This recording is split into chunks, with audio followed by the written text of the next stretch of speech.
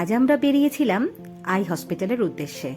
দিব্যেন্দুর আর সোনুর ছিল রি-চেক up 6 months পরে, আর আমারও চোখে খুব প্রবলেম হচ্ছিল, তাই আমিও দেখিয়ে নিলাম। গল্প করতে করতে পৌঁছে গেলাম আই হসপিটালে। তারপর রিসেপশনে এন্ট্রি করে যখন লিফটে করে উপরে পৌঁছলাম, দেখলাম কি প্রচণ্ড ভিড়।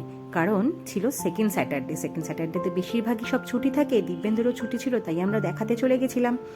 তারপর যাই হোক, বসতে বসতে আমাদেরও নাম্বার এলো। তারপর আমাদের এক্সামিনেশন শুরু হলো জুনিয়র ডাক্তারদের দিয়ে। জুনিয়র ডাক্তার এসে তারপরে কিছুটা আমাদের ড্রপও দিয়ে গেল।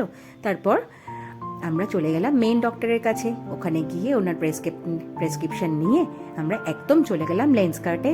ফার্স্ট টাইম চশমা নিচ্ছিলাম, তাই ভীষণ এক্সাইটেড ছিলাম। একের পর এক ফ্রেম ট্রাই করছিলাম। তারপর দিব্যেন্দুও ওদিকে ফ্রেম ট্রাই করলো। করতে করতে আরেকজন দেখছি মুখ গোমড়া করে বসে রয়েছে, আমাদের সোনু। কারণ মাম্মি পাপা চশমা নিচ্ছে, ওনারই ফ্রেম হচ্ছে না, সেটা কি করে হয়। তাই ওনারও নেওয়া হলো। 3 জনে মিলে 3 রকম চশমা নিয়ে নিলাম। তারপর বিলিং করে আমরা বাইরে বেরিয়ে এলাম। একটু চাট বাগেরা সব খেয়ে নিয়ে ক্যাব ধরে চলে গেলাম বাড়ির উদ্দেশ্যে। বেশ আবার গল্প করতে করতে পৌঁছে গেলাম বাড়িতে।